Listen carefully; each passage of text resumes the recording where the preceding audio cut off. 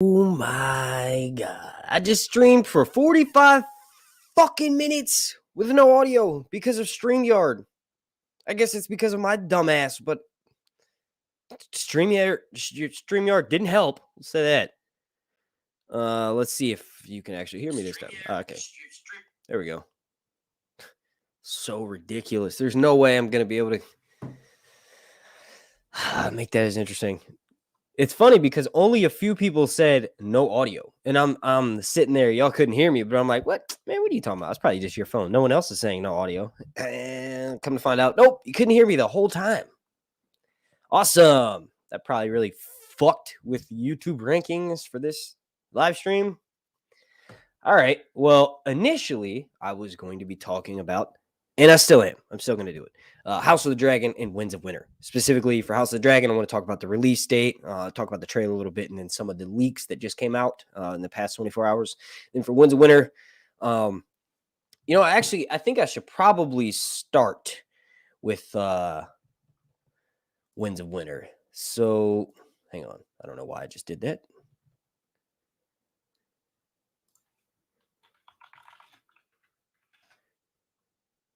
Thank you, everyone, for joining us.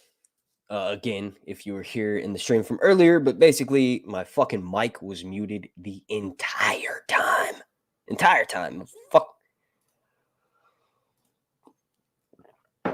Really embarrassing. And I didn't figure out until, the end. All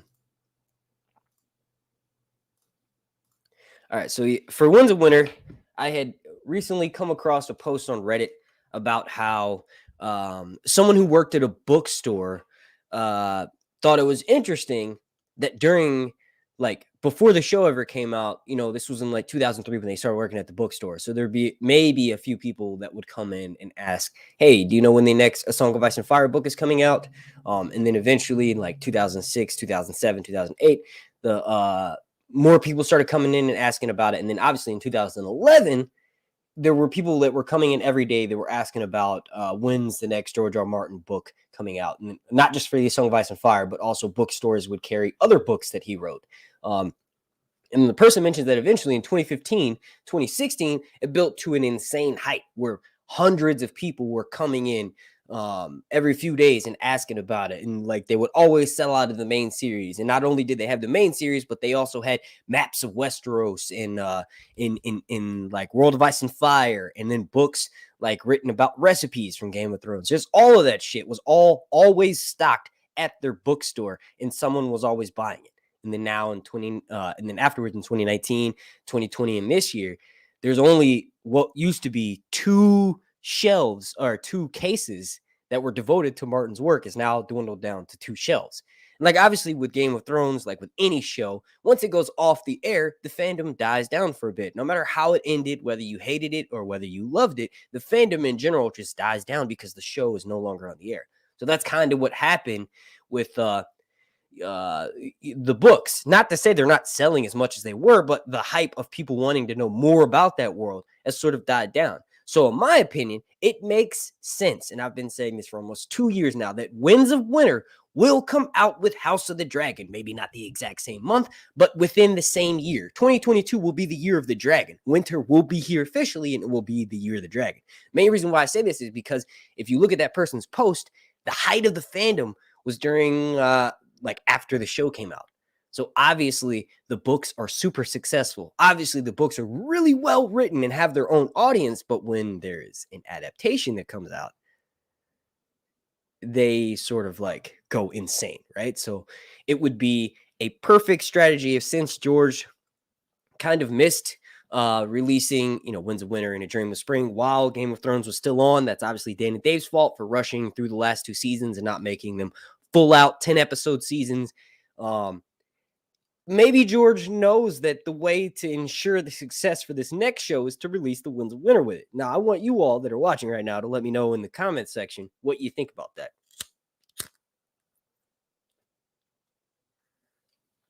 I will say that I had never heard about the books until the TV show came out, and I think there's a large chunk of people that watched the show that could maybe say the same thing. So do you agree with my logic, my reasoning that George is going to release the next Winds of Winter book when House of the Dragon is ready? maybe even within a few months. Who remembers this picture of Jon Snow with this Dracula armor? Dracula, run through the ditches and swing on the back of my.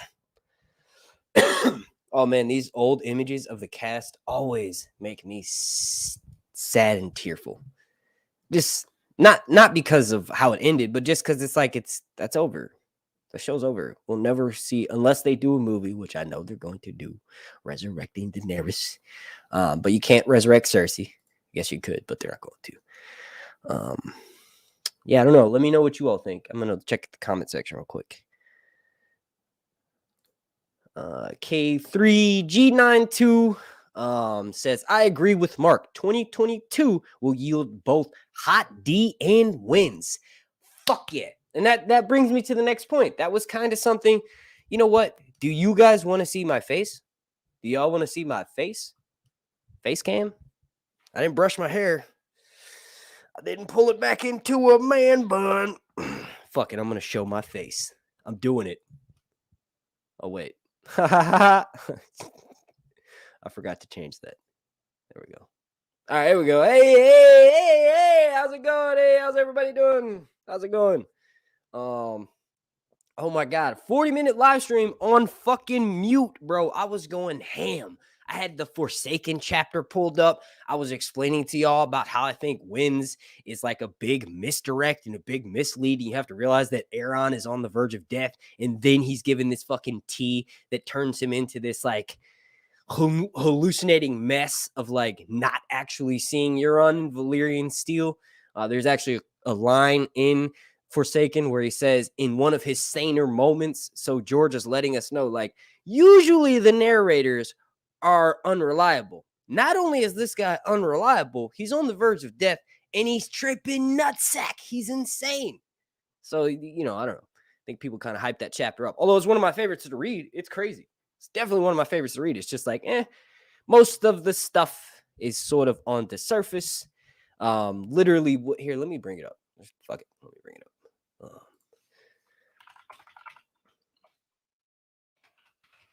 What the hell?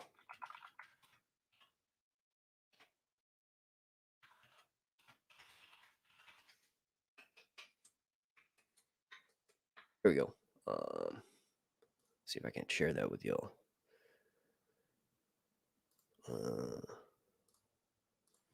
Whoa.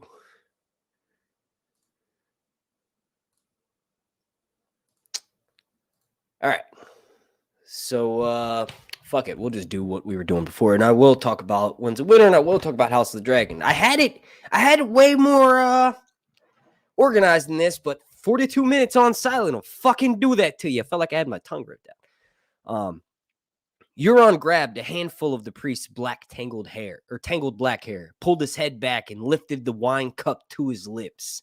But what flowed into his mouth was not wine. It was thick and viscous, with a taste that seemed to change with every swallow. Now bitter, now sweet, now sour. Fuck, my dyslexia is crazy. When Anon tried to spit it up, his brother tightened his grip and forced more down his throat.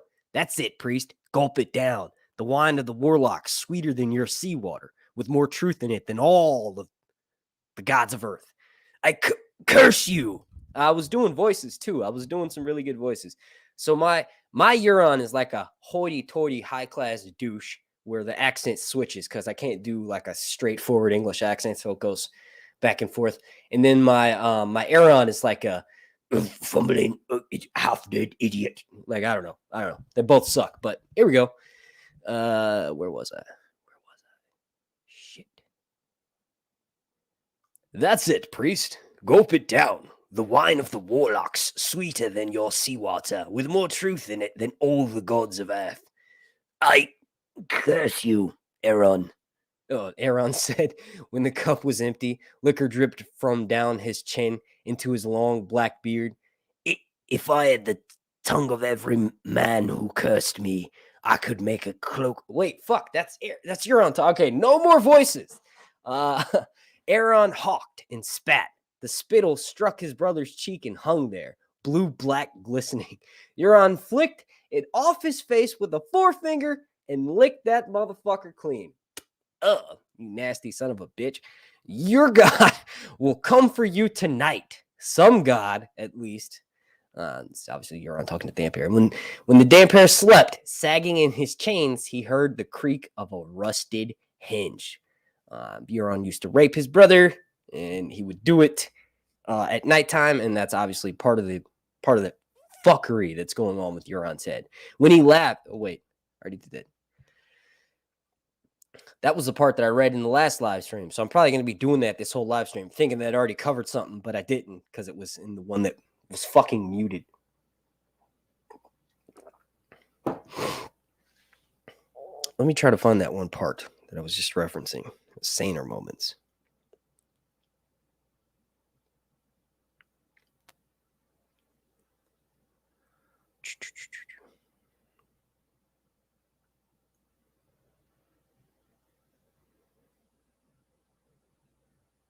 Okay, well, listen to this. That night, when the tide came rushing back into the prison cell, he prayed that it might rise all night, enough to end his torment. I have been your true and leal servant, he prayed, twisting in his chains. Now snatch me from my brother's hand and take me down beneath the waves to be seated at your side. But no deliverance came, only the mutes to undo his chains and drag him roughly up a long stone stair to where the silence floated on a cold black sea. And a few days later, as her hull shuddered in the grip of some storm, the crow's eye came below again, lantern in hand. This time, his other hand held a dagger. Still praying, priest? Your God has forsaken you. You're wrong. It was me who taught you how to pray, little brother. Have you forgotten? I would visit your bedchamber at night when I had too much to drink. You shared a room with Euron high up in the seat tower. I could hear you praying from outside the door. I always wondered, were you praying that I would choose you or that I would pass you by? Euron pressed the knife to Aeron's throat. Pray to me. Beg me to end your torment, and I will. Jesus Christ, what a fucked up person. Not even you would dare, said the Dampere. I'm your brother. No man is more accursed than the kinslayer. So who gives a shit? You think Euron gives a fuck about? He actually wants to kill. Here we go. In his saner moments, Anon questioned why the crow's eye was collecting priests, but he did not think that he would like the answer. Victarion was gone, and with him hope. Aron's drowned men likely thought that the Dampere was hiding on Oldwig or Greatwig or Pike, and he wondered when he would emerge to speak against the godless king. Euron haunted his fever dreams. Fever dreams, another thing. This is basically what's happening. You're dead, Yuri, Aron thought. Sleep now, child, and trouble me no more. Soon I shall come to join you. Whenever Aron prayed, the legless warlock made queer noises. His companion babbled wildly in his queer Eastern tongue. Though whether they were cursing or pleading, the priest could not say. The Septons made soft noises from time to time as well, but not in words that he could understand. Aron suspected that their tongues had been cut out. When Euron came again, his hair was swept straight back from his brow, and his lips were so blue that they were almost black. He had put aside his driftwood crown, and in its place he wore an iron crown with points that were made of teeth of sharks. That which is dead cannot die, said Aron fiercely, for he has tasted death once. For he who has tasted death once need never fear again. He was drowned, but he came forth stronger than before, with steel and fire. Will you do the same, brother? Euron asked. I think not. I think if I drowned you, you'll stay drowned. Old gods are lies, but yours is laughable. A pale white thing in the likeness of a man, his limbs broken and swollen, and his hair flipping in the water, while fish nibble at his face. What fool would worship that? I mean, he's got a point. They worship a bloated corpse. He's your god as well, insisted Dampere. And when you die, he will judge you harshly, Crow's Eye. You will spend eternity as a sea slug crawling on your belly, eating shit. If you do not fear to kill your own blood, slit my throat and be done with me. I'm weary of your mad boastings. So basically, Aron's like trying to do that reverse psychology. Oh, well, if you want, well, then you won't do this because I totally don't want you to. Kill my own little brother, blood of my blood, born of the loins of Quelon Greyjoy, and who would share my triumphs? Victory is sweeter with a loved one by your side. What a fucked up, shitty person. See, what most people don't realize is that Euron is so full of his own shit, he's gonna die immediately. The reason why I say this is because what Euron is summoning, what Euron thinks he has under his control, is most likely going to be sort of a repeat with Quentin Martell. To just sort of summarize, we know that he gets burned trying to tame one of Daenerys' dragons, right? He sent Victarion on a quest to go and tame one of Euron sent Victarion on a quest to go and sort of steal. Like, we don't really know what the horn is going to do. I mean, it's called Dragon Binder. We assume it's going to bind a dragon to the person who owns the horn's will, and technically Euron owns it, but the person who blows it turns to stone. Most of the shit that Euron says is half bullshit and filled with lies. Maybe the horn does work. Maybe it doesn't. Maybe you have to do something else for the horn to work. Like, there's so much half truths and mystery. Like, as far as the Victarion plot, that's something different. But with Euron and the battle of blood at the sea that's happening outside of the Hyde Tower, basically Euron plans. A lot of people think that he has a ship that's filled with blood. There's like this ship that's described to be like busting at the seams, pretty much, right? And there's a point. Fuck, what is it? Left hand Cod Luke or some shit like that. So basically, Euron is talking to one of Euron's right-hand mans. I think it's left-hand Luke. I don't know. But there's all these bodies hanging up above them, and they're corpses. There's like no blood in them. So a lot of people think that the blood, and especially when you take that in combination with left-hand Luke says, is like your brother has sacrificed thousands to the drowned god or whatever. When you take that like not so literal, or I guess when you take it literally, maybe he's keeping all of that blood in a ship, and he plans on summoning a Kraken with it. Krakens are known to be drawn towards blood in the water.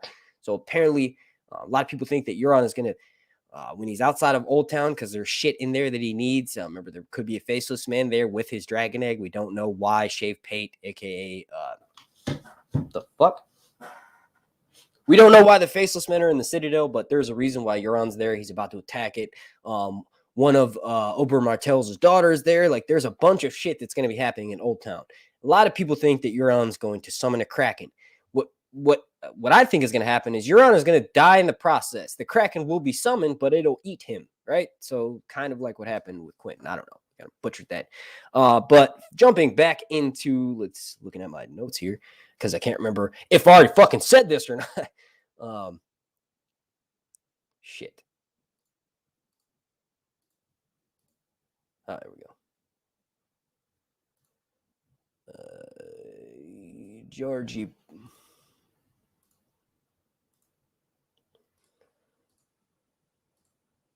There we go.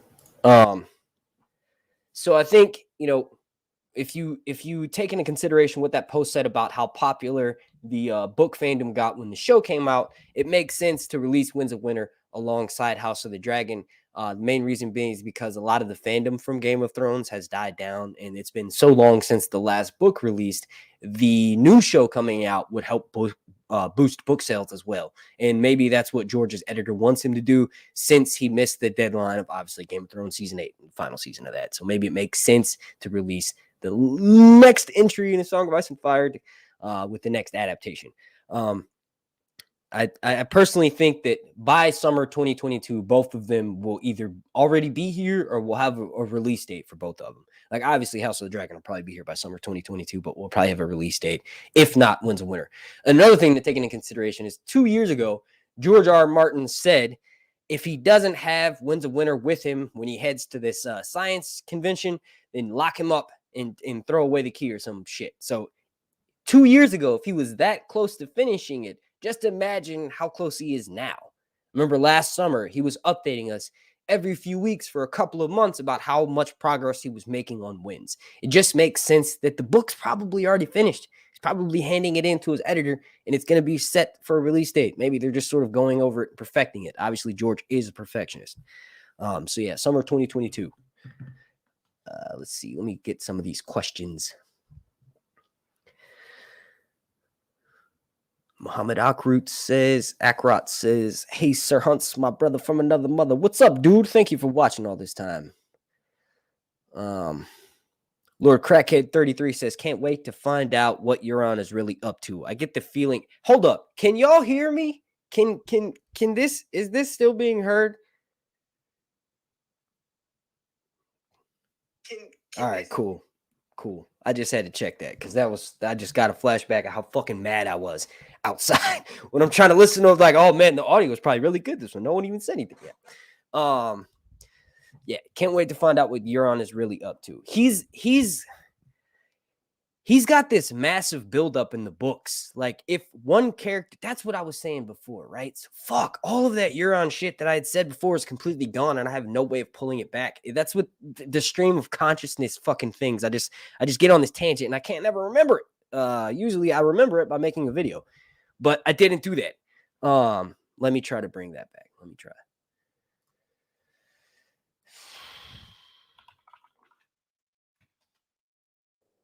Maybe some of these pictures will jog my memory. Oh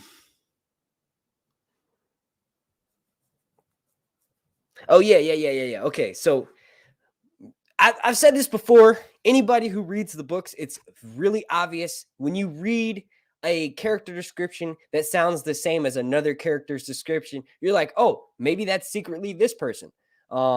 Really, it could just be George's writing style.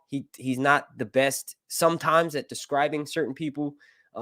Sometimes he is, but regardless of that, when you have little shit like that, like descriptions of people making them being described the same way as other people, it makes you look into everything a little bit further and a little bit further. Euron is this motherfucker who, for the past couple of books, has been built up as this big bad. It only makes sense if, like, since these are everybody else's perspective of Euron, that when you actually know what's working, like, on the inside, he's just a drugged up hippie retard who loser who doesn't really, like, I think so. What I think happened was Crow's Eye, Three-Eyed Crow, the link is there, right? So Euron could at one point have potentially been a student of Bloodraven, Three-Eyed Crow got to know more about Euron. Like, maybe Bloodraven had a vision, and like in this vision he confused Euron with Bran, and he's like thinking, oh, okay, I need to reach out to this individual. I need to bring them north of the wall so that they can take my place and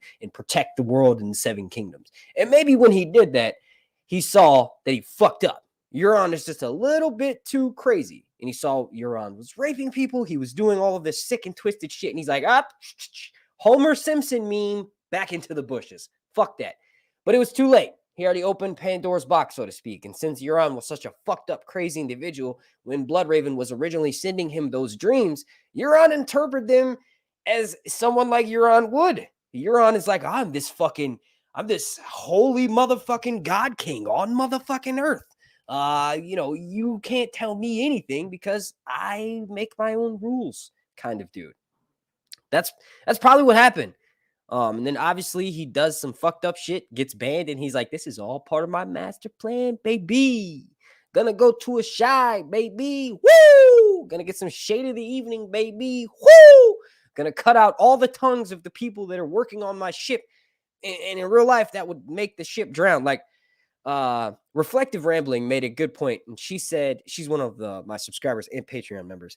She said that the trade talk is used, and it's like a mix of people who can't speak and people who don't speak the same language as a way of like communicating. That could be how that Euron ship of mutes on the silence. That could be how they communicate, but I think it's way more badass if Euron is actually warging them. He's warging them, and that's how he controls them. And he doesn't have to stay warging them. He just does it to the point where he's fucked them all over to like where Hodor is, right? So Bran sort of touches Hodor's brain from the past to the future, and that link is what makes Hodor go, Hodor, right? So what if Euron sort of did that with all of the people on the silence, and they're all just like fucked up, and they know they have to do one thing: man the ship, sail the all, bring the left thing to dinghy. I don't know. I'm not a fucking sailor, but what if that's like what he's doing? I don't know. It's way more fun. Way more fun. And like What if, because Bloodraven knows everything and he's got this master plan, and all these characters who have this master plan, their shit always ends up backfiring with them. What if what actually happens is Bloodraven was supposed to create Euron to be the antithesis to Bran, and in doing so, when Euron summons the Kraken or whatever, he gets embodied as this force of evil, and Bran is this force for good. I don't know. I had put it together way better in that live stream earlier that no one could hear, except for me.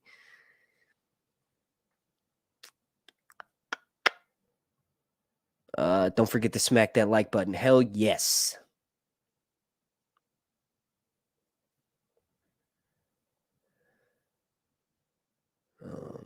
Aegon Targaryen says, I'm interested to see what they're going to do with Patchface. The theories that have been made about him are terrifying. That's the thing. There's so many characters that like have this bigger role, at least you think, and then they're going to fucking die. Jon Snow, he did that. He has this crazy role. He's Azor Ahai. He's the son of Rhaegar and Lyanna, right? Maybe Ashara. Who knows? Then he's dead. He's fucking dead. and like, if you think he's going to get a POV chapter when he comes back, well, then you're wrong, because historically that doesn't happen. So maybe all of these characters, like in real life, like I don't know how they say never meet your celebrity, right? Or never meet your heroes or whatever, right? So maybe it's that same idea. All these people think they're going to do all these crazy things, but then they're just going to fucking die. They're going to die. Maybe Euron will die in the process of summoning the Kraken. The Kraken will have to be destroyed by Daenerys, but Euron's no longer part of the picture. He just did his part in summoning the Kraken, the great evil that Daenerys will need to see along with the others to recognize that she needs to save Westeros by destroying them and not destroying who she thinks are her enemies. I don't fucking know. It's hard to tell. Considering elements play large.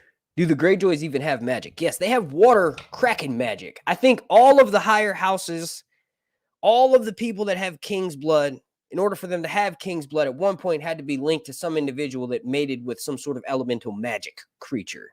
So for the Children of the Forest, in the First Men, you have Green Seers and Warging and the Starks with Bran, right? With the Targaryens over in Valyria, you have fucking of the fireworms. We have Arya Targaryen literally having fireworms inside of her as proof that that's what happens, right? So, Primordial Targaryen or Primordial Valyrian fucks a dragon. Primordial Stark fucks a Children of the Forest, a tree. I don't fucking know. But they get those magics. So maybe there was a Greyjoy queen, and I'm sure there is in the World of Ice and Fire, which is right behind me over there. That fucked a squid. Maybe she had a little bit of that tentacle porn action that was happening. And that's how she got the magic. Maybe that's literally what it is. I don't know. Dracarys, motherfucker. Hell yeah. What's my name? My name is Sir Hunt's Reviews. What? My name is Mark. Is that what you mean? Oh, because my thing says Dragon Daddy. Oh. Divine Sharika says, Lord Marsh, the Iron Throne has to be destroyed. It's just like the Ring and the Lord of the Rings. They're both cursed, and all the good for bringing in misery to the people that surrounds them. I don't know. This kind of relates. Like, you could argue that the Iron Throne isn't evil in and of itself. It's just the people sitting on the Iron Throne are evil. So, like, the ring by itself isn't, well, I guess it is. But if you want to play pretend for this theory, the ring by itself is just a piece of metal. If no men touched it, if no hobbit touched it, if no Sauron did anything, it's just a fucking ring. It's like when people do the gun, like guns don't kill people, people do or whatever.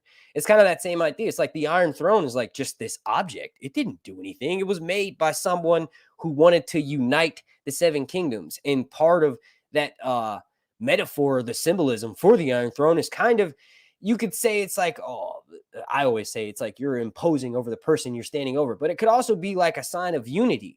Aegon took anybody who would stand against him, who didn't want to stand with him in the United Seven Kingdoms, and burned them because they didn't deserve, I guess, in his opinion, to exist in this United Kingdom. So the Iron Throne and what it represents to some people as the ultimate seat of power and this evil, malicious thing, could also be like a sign of unity. Like Aegon united 7 kingdoms with all petty kings in a long history of war and bloodshed. And yes, his family brought more of that shit to Westeros and the 7 kingdoms, but arguably, he prevented a bunch of it too, right? I don't know.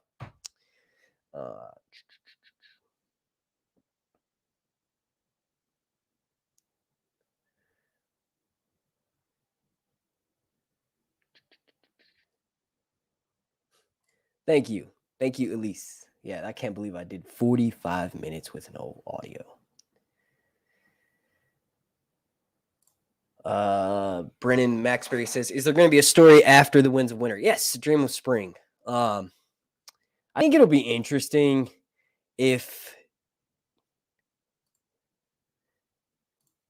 the way that Winds ends would maybe build the same amount of hype for the way that a dance ended. Like, it's like, is some of the hype from a dance in this wait for Winds of Winter, is some of that due in part to the Game of Thrones TV series? And like, people hated the ending so much that they realized that the books is the real ending, and they're just more excited. I don't know. I don't know if that's really played into George's, like, influence. That was one of the things that I had mentioned before. Someone had commented and said, like, do I think that George has waited to release Winds of Winter because of the backlash from Game of Thrones season 8? Now, initially, I had theorized that myself. I said, hey, maybe George was like, yo, I need to rewrite some of this shit because apparently it's going to piss some people off. But then you realize that, like, George doesn't give a fuck what his readers think. He wants to satisfy them and keep them happy somewhat, but he honestly doesn't give a shit if you don't like his writing choices. It's kind of like you didn't write the story, write your own story and then choose to do the way you want to do it, right? So it's like he doesn't really give a shit whether you hated the ending for the TV show. You could argue that they took their points from Dan and Dave took their points from George, and like Bran was going to be king and hold the door and the burning of Shireen, all that stuff they were kind of told was going to happen. So it's like, I don't know.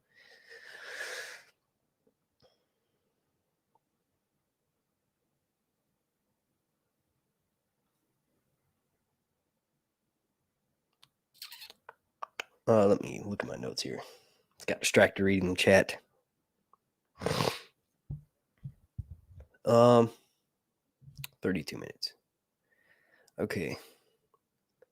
So just to sort of summarize here, I'm going to take some questions, but basically I think in a little bit, I think House of the Dragon, the trailer is obviously going to be released hopefully before the convention in February. That was another thing that I talked about that I forgot to bring up this one. The trailer for House of the Dragon is probably going to be released along with that, along with some of the cast members for House of the Dragon are going to be announced as guests for that. But me personally, I'm not. I have a brand new baby that will be here in April. I have my son downstairs. I don't want to risk traveling the way it is. I'm fully vaccinated. I don't trust people who aren't being fucking retards. I don't care if you want to bring politics into it or not. I don't give a shit. I don't want to risk going out and getting something that I could then come home and bring it to my kids. Right? That's stupid. So whether you right or left or whatever, you should be able to agree with that if you're not like a non-retarded individual. I don't know. But kids first. So I wanted to go to that convention. I don't even know why I sound mad about it. I'm not mad about it. I'm just still mad that I did this whole thing earlier, and it was so much better than this. And it was all on fucking mute. What was the point of that? The Winds of Winter is his final book. No, it is not. Dream of Spring will probably be. And maybe there'll even be more after that. Like, there's going to be more Song of Ice and Fire entries. We're going to get more Night of the Seven Kingdoms. We're going to get a Fire and Blood Part 2. There'll probably be another World of Ice and Fire, maybe. Shireen being burnt won't happen. Shireen being burnt 100% will happen. How do you think Jon Snow is going to be brought back?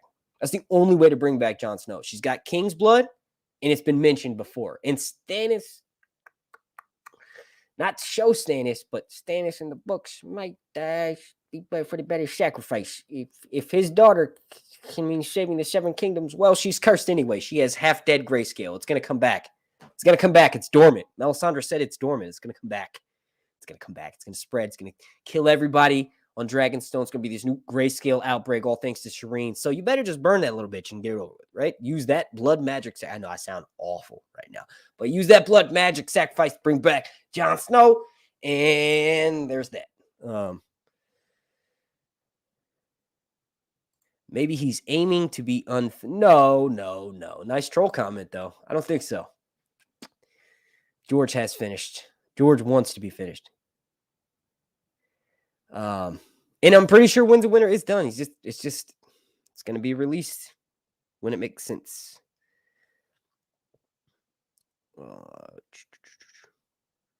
They need to make Daemon the most badass character of all time. Hell yeah, they do. I agree with that, and he will be. Let's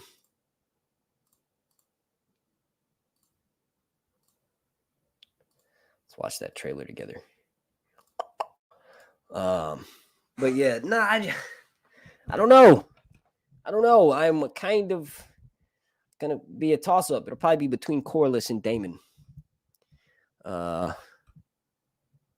And Tywin, Sir Otto will be like that. So if you like those kind of characters, Sir Otto, you have that to look forward to. Brad Kempton says, I have a theory about Game of Thrones. I think that Dan and Dave planned on having 9 seasons and then found out they didn't, which is why so many of the plot points were dropped or rushed. I kind of agree with that sentiment. I've said before that the way that Game of Thrones ended is very open-ended, right? So you did wrap up several plot lines, several stories, but also there's more. The mention of Drogon, the mention of the fact that we know Daenerys can be resurrected, the fact that she's literally probably flying to a place where that type of magic was founded. Of course, she would eventually be brought back. I think they left it open-ended to maybe come back at one point years down the line for maybe a mini series, or what the fuck did I just click on? Or maybe a movie or something. Like, I don't know. It would be dumb as fuck for HBO to not capitalize on the most popular TV show ever. Like, even if you don't like season 8, there's a large chunk of people who didn't. What you can't deny is, well, for one, the amount of views that this fucking trailer for House of the Dragon got versus like likes and dislikes. 343,000. Holy fucking shit. But one thing you can't deny is that when Game of Thrones was at its prime, and it still is the greatest show of all time. But when it was at its prime, there was nothing like it. There's still nothing like it on TV. Bring it to me. Bring me any fucking show, and I will smash it when you compare it from anything with Game of Thrones. People say, oh, you mean the first 4 seasons? No, I mean, even season 5 with the bad posy. Even moments in season 5 were still better than anything on TV. And it's not just because I'm a nerd that likes fantasy stuff and likes sci-fi stuff and likes, titties and dragons, right? No, it's because it's just the most well-written fucking thing ever, right? If you want me to play along with your world's rules of nonsense, write the dialogue that follows those rules. You can make up a universe where you can snap your fingers and kill 30 million people or whatever, half the fucking planet's population. That sounds unbelievable as shit, but Avengers Endgame played by its own rules. So it was a decent movie. It was a good movie. It was, in my opinion, one of the best of all times. I will suspend my disbelief for well-written material. Game of Thrones is always that. We're talking about TV. I don't know if you've seen some of the shit fucking TV out there, but it's garbage. People say, Breaking Bad, it's the best show of all time. No, it's not. That shit fucking sucks. It's the same thing over and over. It's the long, drawn-out bullshit. It's the repeated dialogue. It's what AMC did and is doing to The Walking Dead. Breaking Bad is a good show. Is it the greatest of all time? Suck my dick. Is it in top 5? Maybe. But the other top 4 are Game of Thrones Season 1, Game of Thrones Season 2, Season 6, Season 7. Breaking Bad, way down the line. That's just my opinion. But also, that's a lot of people's opinions. Because look at the numbers, baby. How many fucking Breaking Bad episodes were downloaded? Probably a lot. Game of Thrones had like 78 million downloads. I remember there was an episode that came out early. And I I actually already talked about this, but it's an amazing show. Game of Thrones is what Squid Games is right now. What? Squid Games is trash. I don't know. Maybe it's just me. Maybe I should give it more than 30 minutes, but that shit is nonsense. I don't want to read unless I'm watching anime or unless I'm watching a movie that is worth reading subtitles because it's in a foreign language. Squid Game is not. That shit is garbage, bro. Like, I don't know. Maybe it's just because I haven't given it more. I'm sorry. I'm going on rants now. But no, Squid Game is trash. Like, I can't stand like over enunciated voice actors. It felt like I was watching Kung Fu Hustle. I don't know if you guys ever seen that movie, but yeah, I don't know. It was terrible. And then you see all these people making videos on it, and then I watch some of those, and I'm like, oh, that kind of seems interesting. But then, like, I don't know. I just don't have time for that. Zeldrizas buzdari, Ixos daor. Indeed. And the fact they're going to have personalities, that's the only thing missed in G, other than not petting ghosts. Oh, dragons with their personalities.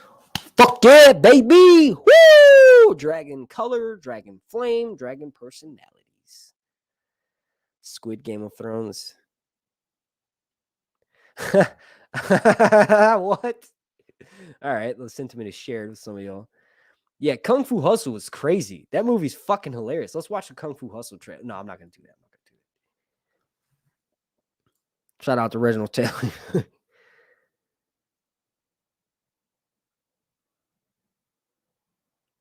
But Nirvana and Fire.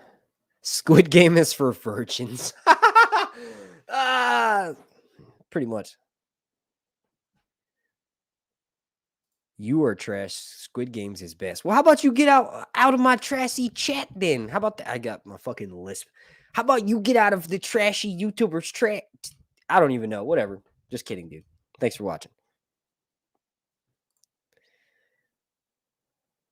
What does that mean? You want me to do Nirvana? You want me to... I feel like everybody's going to stop watching. That's a good way to go out on.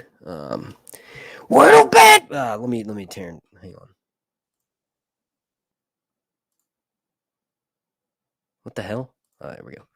Wordle bet for... Okay. What was I about to say? Oh, shit. I forgot the fucking lyrics. Hang on, I gotta look up the lyrics.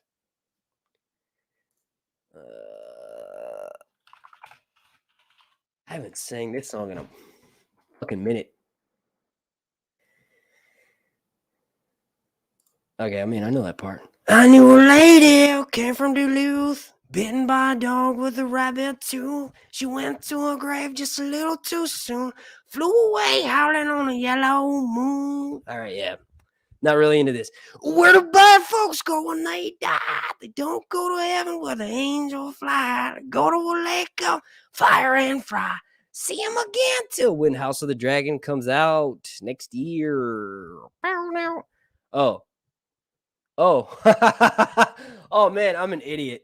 I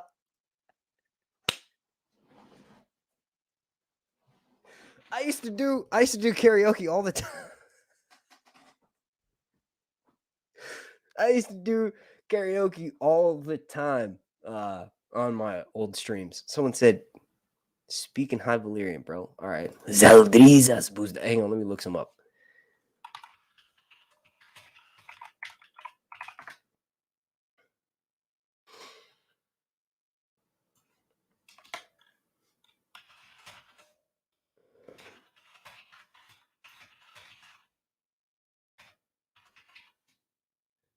Skuros galmagnon, jela niki, naijot ivestragon, sir. That was a really fucked up way of saying, what do you want me to say, sir?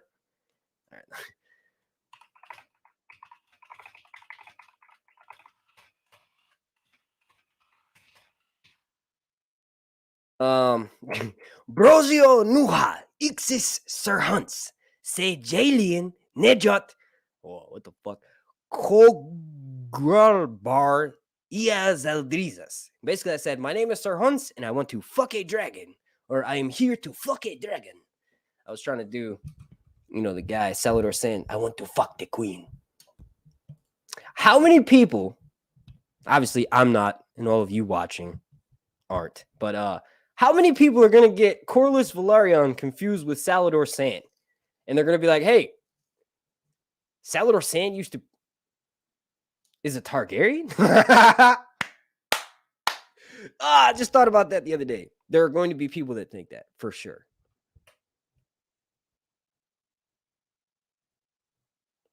Dante says, I had watched Game of Thrones first in 480p, I'm assuming, then 720, then 1080, then again, until season 8. I want to watch it again, but that season 8 stays in my way. But I will watch it. I understand if you don't like the ending to something and you're rewatching it, obviously dreading that is very real. John O. Taylor says, I heard too much shit about Lord of the Rings Amazon. What about it? I thought it was going to be pretty good. I didn't know there was... I mean, obviously people are mad because, like, they're going to show elf titties or something, I think. That's the problem. People don't want to see elf titties for some reason. I fucking do. They probably look majestic as shit.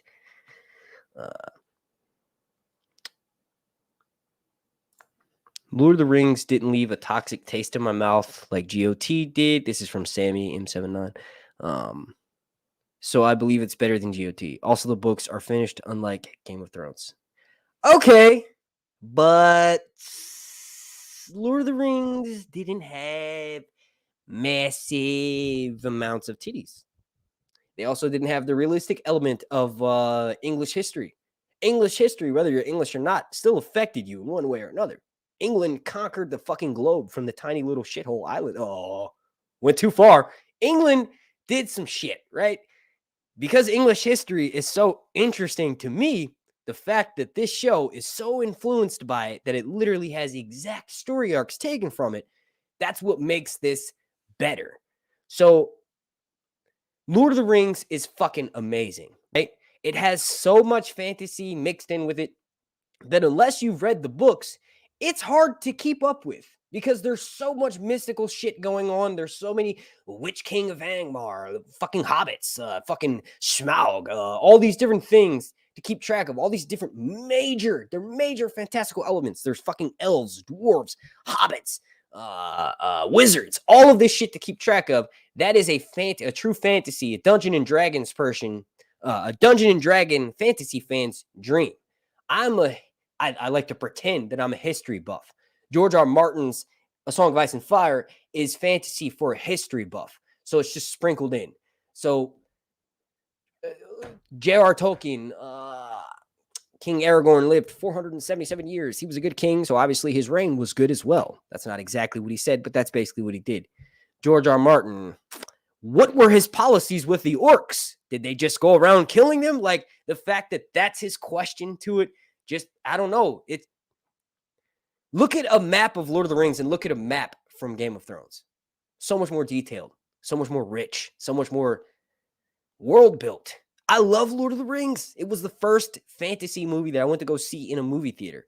The cartoon show was the first cartoon shows that we got to watch in elementary school, right? The old English ones from the 80s or whatever. Might have even been before that. Might have been from the 70s. But Lord of the Rings has that spot in my heart because it was the first fantasy that I fell in love with. But Game of Thrones is just, it's a sign of the times. Obviously, George was inspired by that. So his version is going to be better. It's the next one. Not better, just different, more innovative, more moving forward fantasy genre, I guess. I don't know. Let's do another English to Valyrian translate.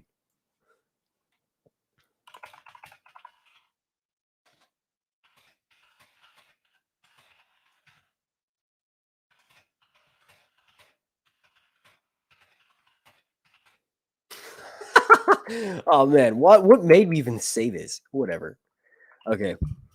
Iksan Kisar, Naijot, Gaio Magon, Lantara, Quo Gralbar, Si, Daria, Se, Impradagon, Si, Ass. I'm here to do two things: fuck the queen and eat the ass.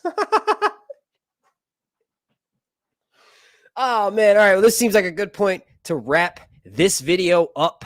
I want to thank